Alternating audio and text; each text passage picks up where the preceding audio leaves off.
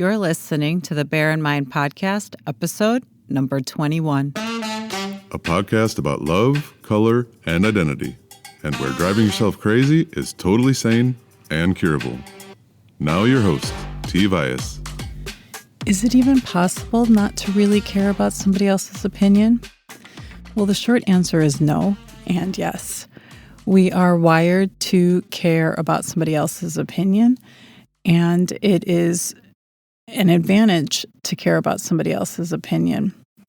And today I'm going to talk about how not to take that opinion and not let it become an obsessive thought and affect you to the point where it doesn't help you out to continue to spend time dwelling on it. So then, how not to care about somebody else's opinion? I'm going to share with you a recipe, much like a baking recipe, that'll help you shrug off other people's opinions. And the recipe has two main ingredients, and then the third ingredient is what I consider the secret ingredient to actually helping you really not care. So the recipe not to care is very much like a cake recipe where all of the ingredients need to be mixed in the bowl properly before putting it in the oven. And so the first ingredient is the foundational ingredient, much like flour is the foundation in a cake recipe. And that is a person's opinion originates from their own mind. It comes from their experiences, their memories, images they've seen throughout their lifetime. And it does not originate from whatever it is that you say or do or how you look. And this is, in essence, a mind boundary. And I talk more in detail about this in episode number 19, titled Other People's Opinions. So then if somebody makes a negative comment about you, which you perceive as negative, it actually comes from the inner workings of their mind. And if they were to say a positive comment to you like, oh, you're great or you're beautiful, that opinion also comes from the inner workings of their mind. And the same is true on the other side. For you, your opinions come from your experiences and your memories that you have had throughout your lifetime up until now. And so that constitutes basically the mind boundary, that we're two separate minds and they work separately. And that each of us only really has control over our own mind. And that brings us to the second ingredient, and that is no one's opinion is the absolute truth. Not my opinion, not your opinion. And it's tempting to think that there is an absolute truth in it, especially when we've had a pattern in some of those experiences. And one of those patterns for me is growing up, I had a lot of negative things, how I perceive them as negative, said to me all throughout my childhood and adolescence. And I took that to mean that whatever my family members were saying to me had to be the truth. And so then in adulthood, when I heard negative comments said to me, I had a pattern of believing all of the negative comments, and I never really believed any of the positive comments that were said to me. And that's one of the ways in which how our experiences influence the inner workings of our mind. And then it becomes a little bit difficult to remember that there is actually no truth in somebody else's opinion. Even in people's opinions where we give enormous credit to them, and that could be our parents, our friends, it could be experts in articles that we read. And I have an example where when I was learning about gut health and things like that, I remember a while ago I had read articles and studies about how breakfast is the most important meal of the day and it helps aid in weight loss. So you should always have a breakfast to avoid eating a whole bunch of calories throughout the day. And now there's studies showing that intermittent fasting is actually healthy and it helps in weight loss. So you increase the time, or you lengthen the time before you actually have breakfast. So you can actually have breakfast at 11 o'clock in the morning. And even studies based on data, factual data, somebody's interpreting that and giving their opinion on that.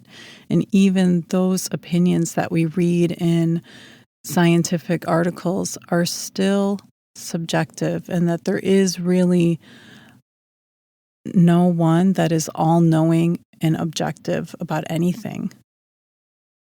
So now that we've created a mind boundary and remember that no one's opinion is the absolute truth, it's now time for the secret ingredient to making probably the best cake ever. And that is, find some truth in the other person's opinion.